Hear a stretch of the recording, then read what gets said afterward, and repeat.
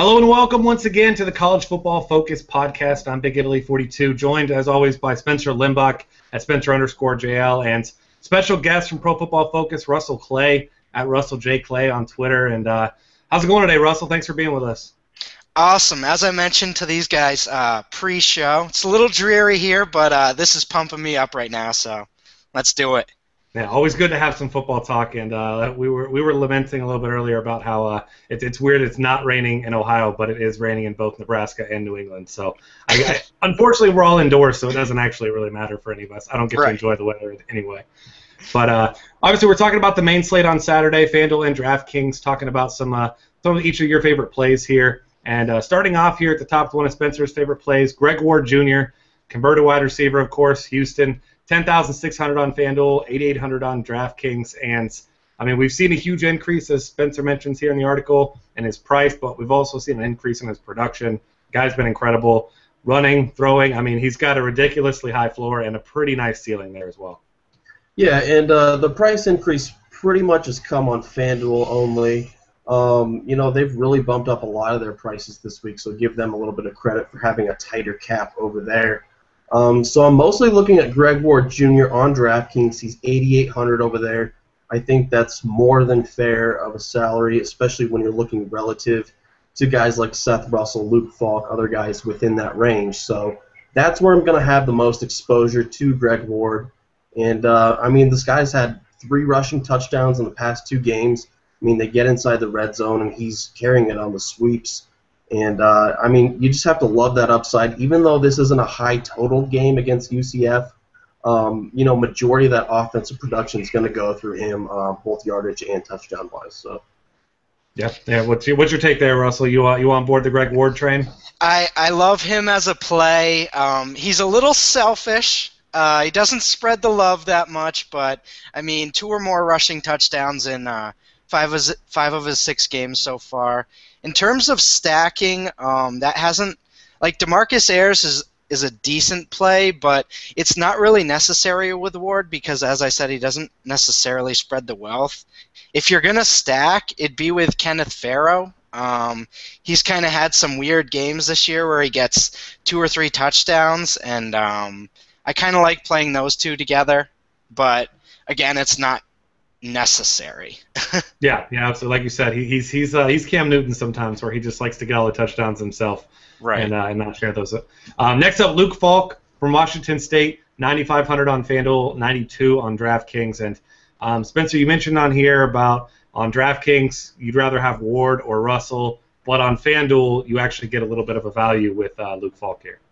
Yeah, Falk is about 1,100 less than Greg Ward and 1,300 less than Seth Russell. And as I said, tighter cap over there this week, so it pays to have that savings. And Luke Falk, this is one of the highest projected scoring games on this slate at Arizona, and this Arizona team has pretty much struggled without their best defensive player over the last 3 games. So you have to really like his prospects here. 11 throwing touchdowns over the past 2 weeks. Could have another 5 here again. He's going to be chucking the ball all over the place. And I really like to stack him with this number 1 wide receiver. We'll get into it a little bit later. Gabe Marks. You could realistically go with Dom Williams or River Craycraft, but I think Marks is the most consistent within that, so I kind of like that combination, especially on FanDuel where you can get a little bit of a discount to some of those other top-tier stacks. Yeah, you a fan of that too, Russell? Right, I agree, especially when you can get the discount compared to Ward and Russell on FanDuel. And like you mentioned with those 3 receivers, they've been pretty consistent this year. The Washington State passing game, that's pretty much their one ticket on offense. They don't really focus on the run that much. So Luke Falk is pretty much a guarantee, and I really like his price this week. Yeah, absolutely there. And then looking at a value play here, and then we'll get to some guys maybe you want to mention there too, Russell. Perry Hills from Maryland, $6,900 on FanDuel, 57 on DraftKings, and had 25 carries, 170 yards, and 2 touchdowns, a game that I saw and was not enjoying there for about 3 quarters as a Buckeye fan. He was running all over that defense there. So he's pretty cheap. Obviously, the matchup against Penn State not ideal there, but he's certainly a nice dual-threat quarterback that should give you a nice high floor. Yeah, like you said, that matchup isn't great against Penn State. Pretty solid defense, but I mean, he ate against this Ohio State defense, which might actually be better. So I mean, there's a little bit of give and take within that. He's more of a tournament selection on FanDuel for 6,900. You're obviously going to want to pay up for all those guys we mentioned before in your cash games. But as a QB2 on DraftKings, if you're looking to stack at wide receiver, running back, I think he makes for a pretty decent play, given that he's only 5,700 and he has that rushing touchdown upside. Could get one or two in that regard. So I don't really mind that if you're looking for a little bit of a salary cap relief in that QB2 spot. Yeah. Russell, you on board with that too? And then also any other values or any other guys that you want to mention here? Yeah, I definitely agree with him as a tournament play. If I'm playing it safe, I want to go with those two higher end quarterback options on DraftKings. So for cash games, but in terms of salary cap relief, yeah, that's a nice play. It might be a little lower owned because people want to feel safer with those high end quarterback plays. So that could be something that could work out for you at a low percentage owned. Yeah, absolutely. You got anybody else that you want to throw in there here, or are you pretty much in the same thing with those guys? Yeah, I mean, for quarterbacks, I like those top end options. I like Matt Johnson a little bit against Kent State, but other than that, I'm pretty much going with Russell Ward or Baker Mayfield too. I like his matchup against Texas Tech, but yeah, one of those 4 or 5 options at quarterback, and I'm pretty much sticking to those. Yeah, and I don't blame you. Seemingly unlimited potential with these guys as long as their games stay close. So moving on here now to running back, where once again we got Shock Linwood in here, 7,900 on FanDuel, 72 on DraftKings, and this is a guy that's a huge big play threat. You've seen a decent amount of volume here as well, and I mean it's hard not to just look at this Baylor team and try to see how many Baylor guys can I get in my lineup. Yeah, and Linwood's averaging 8.5 yards per carry this season, and as crazy as that sounds, I think it's somewhat sustainable just because this offense, I mean, they pass to set up the run. He has huge gaping holes every week, and facing Iowa State really shouldn't be much different. I mean, that's not a ECU. Now they'll face an even better offense in Baylor, and they've been feeding Linwood the ball, surprisingly so. I mean, last year, I should say, he was kind of hit or miss. Sometimes they'd give him that 20 carries, sometimes he'd only get 5 or 7. But he's been, up towards the 15 to 20 carry mark in almost every game this year, especially the last 4 games. I'm expecting that again, and with the big playability that he has, and the big playability that the Baylor offense has, driving down in the red zone with regularity. I think Linwood makes for a top flight play once again, and he's relatively cheap, 7,900. That's a nice discount off of Derrick Henry, who had a huge price bump up to 9,500. So I would rather take Shock Linwood in this spot as my number 1 running back play. You in agreement there, Russell, or are you looking at that Henry instead? No, I like Linwood, especially as a hedge, sort of, if you're playing the Coleman-Russell stack, he's a nice hedge off those guys and sort of tournament play, Yeah, that makes a lot of sense. I mean, like we were saying, any piece of that offense, I mean, it looks like this is the kind of offense that if anybody really keeps a game close for long enough, I mean, this team could score 70 points on any given week, really. Right. Next up, Juan Barkley from Penn State, 7,300 on FanDuel, 56 on DraftKings. Missed a couple weeks with an injury there, like you said, but racked up almost 200 yards against that Buckeye front seven. And, I mean, he looked good at doing it. I mean, this wasn't just one of those stat lines where it was you break one big play and then kind of just, fall into the rest. But, I mean, he looked good. He ran well the entire game. And, I mean, that's a pretty tough matchup there for that type of production. Yeah, I'm starting to wonder as we get through these just how legitimate Ohio State's defense is, because back-to-back weeks they gave up that production to Maryland's quarterback, and then it was Juan Barkley last week doing it for almost 200 yards. But, I mean, Barkley has been legitimate at times this year. As you said, struggled with injury, sat out a few games because of that. But, just using logic here, thinking you went for 194 yards against Ohio State in a game they lost. Now Penn State's favored against Maryland, and Maryland has the 111th ranked rush defense. So just putting 2 and 2 together, he seems like a great play, even though his price is increased up to 7,300, somewhere near that shock Linwood territory on FanDuel. On DraftKings, 5,800 or 5,600, I should say, a little bit more favorable. I think I'll have him in majority of my lineups, tournament and cash games alike over there. But I certainly like him. I like his prospects on matchup alone. I like him on both sides. Yeah, you there too, Russell?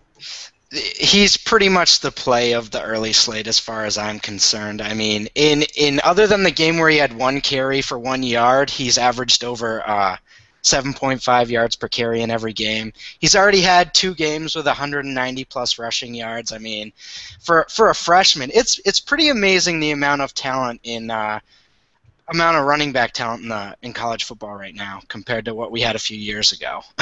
But I love this matchup, and he gives you so much flexibility with the rest of your roster that I love that play. Yeah, that makes a lot of sense. And like you guys both mentioned, I mean, he's not very expensive either. So especially on DraftKings, really nice value. You got to imagine he's going to have pretty high ownership over there. Wayne Gallman from Clemson next up, 6,500 on FanDuel, 58 on DraftKings, and 100-plus yards in 2 of the last 3 games. And this is still a potent offense that you have to worry about the pass and the run with this team. So it's not like you're going to see any team stacking up the box to try to stop him in this situation. Yeah, and Gallman had a down game last time around against Boston College, but you have to consider that Boston College ranks 2nd overall in rush defense. So kind of throw that one out the window. I think that's not a very good predictor to his success moving forward. Facing Miami this week, who has a run defense ranked 86th, I think that sets up for a much better matchup, and he should be over 100 yards yet again. 1 to 2 touchdowns maybe in the cards. You have to wonder a little bit how much action he's going to see in the red zone. They have Deshaun Watson there. Sometimes he likes to call his own number. Sometimes he likes to throw the ball. So a little bit concerned with his touchdown upside, but I think he's over 100 yards. And there might be enough room for him to squeeze 1 or 2 touchdowns in. So 6,500 on FanDuel, that's a reasonable value play, pretty safe floor as well. Yeah, it seems like not a bad way to chase that bonus on DK there either. Yeah, he has. I would say Barkley has more upside at that price, but Gallman's a nice play. I mean, you talk about the BC game, he had a down game, but the previous 3 games against Louisville, Notre Dame, and Georgia Tech, he had 100 yards in all 3 of those games, and those defenses are not slouches, Yeah, absolutely. I mean, in some tough matchups, like you mentioned, he's certainly paid off there. So, is there anybody else here, Russell, that you want to mention as far as running backs go at any price point that maybe a guy we haven't mentioned? Yeah, I like Kareem Hunt from Toledo. He sort of had a weird year. He got suspended the first 2 games, and then he's battling a hamstring injury for the middle of the season. So he's basically missed like 4 games already. But I like his price. He's 6,400 on DraftKings and 71 on FanDuel. I mean, he ran for 8 yards a carry last year, 1,600 yards, and 16 touchdowns. So the ceiling is definitely there. And with UMass, they're playing UMass. They have a pretty bad defense. So that could end up being a pretty interesting game. It was 42-35 last year. So that could be a high-scoring game again. Yeah, definitely one of the FBS newcomer teams certainly hasn't they haven't asserted themselves as any sort of a dominant defense yet, right, to say the least. So now we're going to go ahead and move on here to wide receiver, where we could just talk about Cory Coleman and then nobody else, right? That's all we really need here. Cory Coleman seems to just, I mean, I don't know. It seems like every week it's just, how long is it going to take him to get 3 touchdowns? Because it seems like he just does it every single week. Yeah, and I mean, FanDuel finally bumped up his salary, probably more of where it needs to be. He was just sitting there at a flat 8,600 for like 3 or 4 weeks, even though he's putting up 3 or 4 touchdowns every time. So now he's finally bumped up to 9,600, where we kind of have to just weigh our options, see if we can fit him in, see what pieces we can build around him, and then just go from there. But obviously, you want some exposure, even though this is predicted to be a blowout. like all the rest of Baylor's games. That hasn't stopped him before. So, I mean, this is a bad Iowa State secondary. They got shredded by TCU and Josh Doxson last week. You have to figure they don't match up with Cory Coleman well to slow him down whatsoever. So it's more about finding the right pieces to build around him, and we'll get into some of those value picks that you can get in there. But you'll definitely want to at least try to work him in to a solid cash game lineup.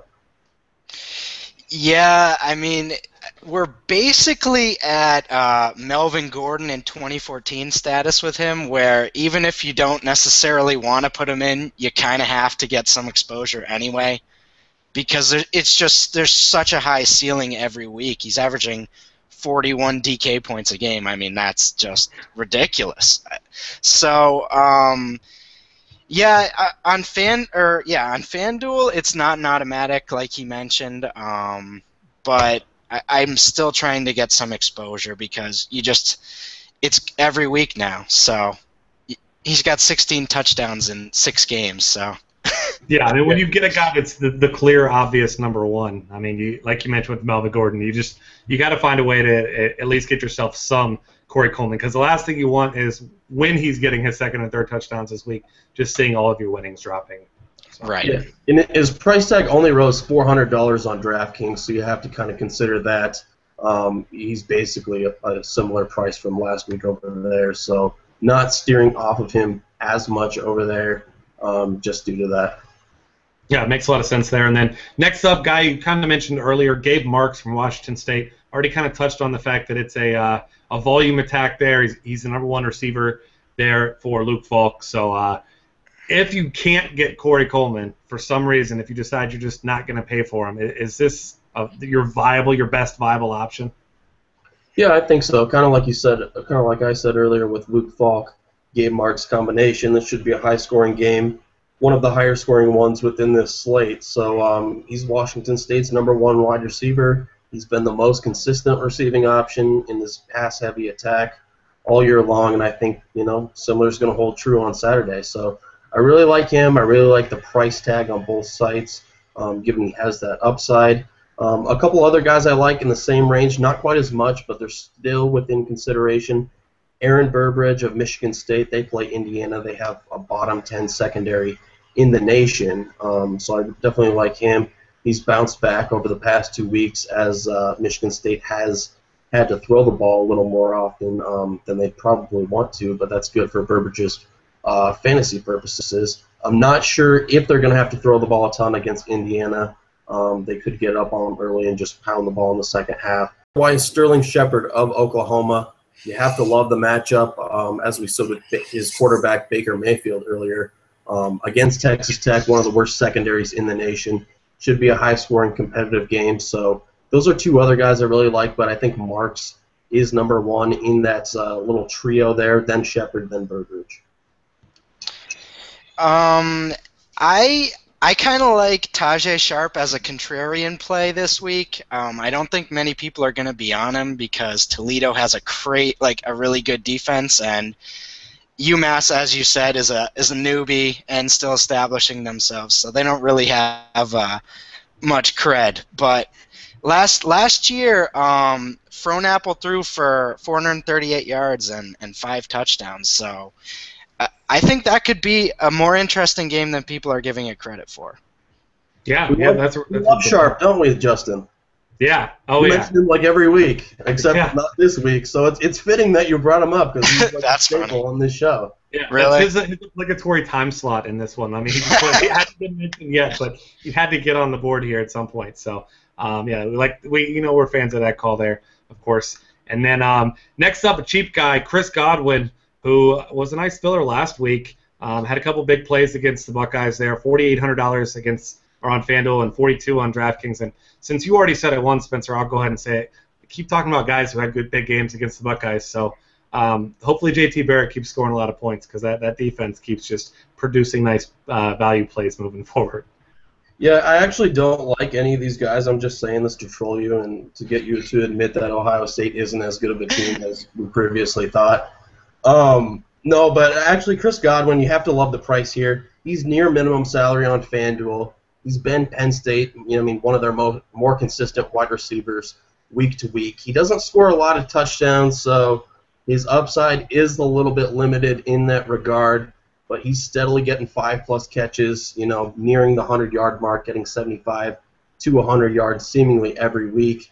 And I think this matchup against Maryland's pretty decent.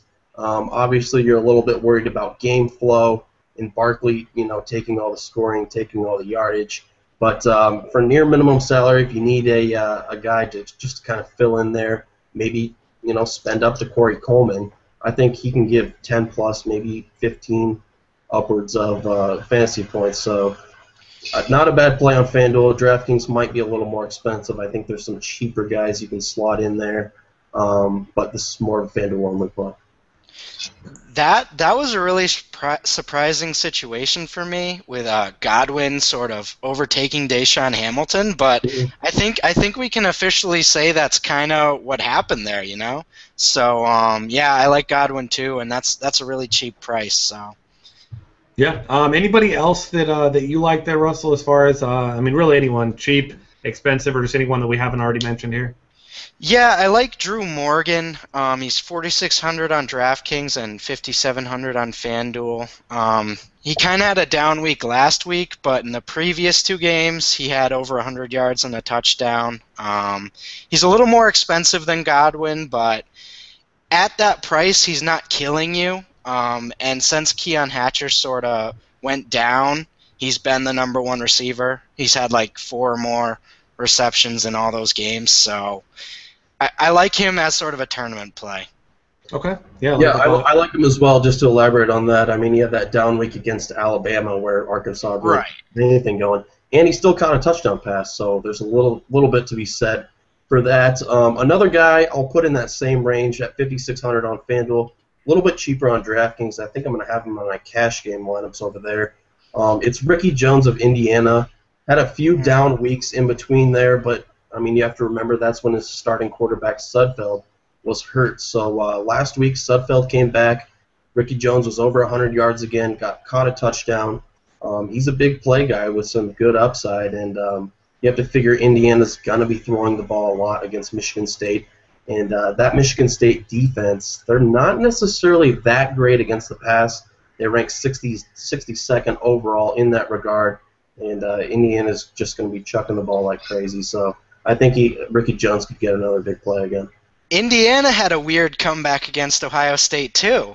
There we go. They put up some crazy yards. I wasn't going to say it, but it all comes back around, right, Justin? Hey, I got to throw this out there. They're showing Buckeye highlights on the TV behind you, Spencer, as you're talking trash about the Buckeyes. So. Are they highlights or are they lowlights? Is it questionable? Or, okay. No, it's actually Urban Meyer just staring at you right now.